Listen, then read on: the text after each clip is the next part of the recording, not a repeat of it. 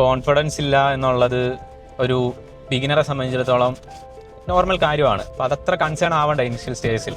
വേറെ ഒന്നും കൊണ്ടല്ല, കാരണം നമ്മൾ ഒരു തുടക്കക്കാരനായിട്ട് മാർക്കറ്റിലേക്ക് വരുമ്പോൾ, ഇപ്പോൾ തുടക്കക്കാരെന്ന് മാത്രമല്ല, ഇപ്പോൾ നമുക്കൊരു 3-4 വർഷം എക്സ്പീരിയൻസ് ഉണ്ട് എന്ന് പറഞ്ഞാലും എൻഡ് ഓഫ് ദി ഡേ നമ്മൾ എന്താണ് മാർക്കറ്റിൽ ചെയ്യുന്നത് അല്ലെങ്കിൽ ട്രേഡിങ്ങിൽ ചെയ്യുന്നത് എന്നുള്ളത് മാറ്റർ ചെയ്യുന്ന ഒരു കാര്യമാണ്. ഫോർ എക്സാമ്പിൾ, ഇപ്പോൾ നമ്മൾ മൾട്ടിപ്പിൾ സ്ട്രാറ്റജീസ് സ്വിച്ച് ചെയ്ത് കളിക്കുന്ന ഒരാളാണെങ്കിൽ നമുക്ക് വർഷങ്ങളെടുത്താലും ആ കോൺഫിഡൻസ് കിട്ടില്ല. ഓക്കെ, കോൺഫിഡൻസ് എന്നൊരു കാര്യം കണ്ടു തുടങ്ങണമെങ്കിൽ, അല്ലെങ്കിൽ ലൈക്ക് നമ്മളൊരു കോൺഫിഡൻറ്റ് ട്രേഡർ ആണ്, നമുക്ക് ട്രേഡിങ്ങിൽ നിന്ന് ഒരു ഇൻകം കിട്ടാൻ സാധിക്കുന്ന ഒരു പരിപാടിയാണ് എന്നുള്ള കാര്യങ്ങളൊക്കെ തോന്നണമെങ്കിൽ ശരിക്കും നമുക്കൊരു പേ ഔട്ട് അല്ലെങ്കിൽ ഒരു വിഡ്രോവൽ അവിടെ നടക്കണം. അതിപ്പോൾ ഞാനൊരു നമ്പേഴ്സിലോ ഇത്ര വലിയ ഡോളർ ആയിരിക്കണമെന്നോ എന്നൊന്നും അല്ല പറയുന്നത്. നിങ്ങൾ ഒരു $100 ഡെപ്പോസിറ്റ് ചെയ്തു അല്ലെങ്കിൽ ഒരു $1000 ഡെപ്പോസിറ്റ് ചെയ്തു, അതിൽ നിന്ന് നമ്മളൊരു $10 വിഡ്രോവൽ എടുത്തു. ഓക്കെ, അത് ശരിക്കും പറഞ്ഞൊരു അച്ചീവ്മെൻ്റ് ആണ്.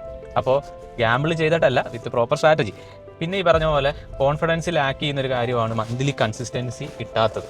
അപ്പോൾ എല്ലാ മാസവും നമ്മൾ കൺസിസ്റ്റൻ്റ് ആയിട്ട് പ്രോഫിറ്റബിൾ ആയിട്ട് പോകുവാണെങ്കിൽ, ഓക്കെ, അതും ഇറസ്പെക്റ്റീവ് ഓഫ് മണി, നമ്മളിടുന്ന ക്യാപിറ്റലിൻ്റെ സെർട്ടൻ പെർസെൻറ്റേജ് അല്ലെങ്കിൽ 1% എങ്കിലും അപ്പാണ് നമ്മൾ എല്ലാ മന്തിലും എങ്കിലും നമുക്കവിടെ കൺഫേം ആയിട്ട് പറയാം നമ്മൾ എല്ലാ മാസവും പ്രോഫിറ്റബിൾ ആയിട്ടുള്ള ട്രേഡർ ആണ് എന്ന്. ബട്ട് ഇതൊക്കെ മാറ്റർ ചെയ്യുന്ന കുറേ കാര്യങ്ങളാണ്. എന്താണ്, നിങ്ങൾ എങ്ങനെ ട്രേഡ് ചെയ്യുന്നു, നിങ്ങൾ ഏത് സ്ട്രാറ്റജി യൂസ് ചെയ്യുന്നു, നിങ്ങൾ എത്ര കൺസിസ്റ്റൻ്റ് ആയിട്ട് മാർക്കറ്റിലോട്ട് അപ്രോച്ച് ചെയ്യുന്നു എന്നുള്ള കാര്യങ്ങളൊക്കെ. അപ്പോൾ കോൺഫിഡൻസ് ബിൽഡ് ചെയ്യണമെങ്കിൽ ഫസ്റ്റ് ചെയ്യേണ്ട കാര്യം ഇതാണ്, നമ്മൾ പ്രോപ്പറായിട്ടൊരു മെത്തേഡ് കാര്യങ്ങളൊക്കെ പഠിച്ച് സെറ്റ് ആകുക എന്നുള്ളതാണ്.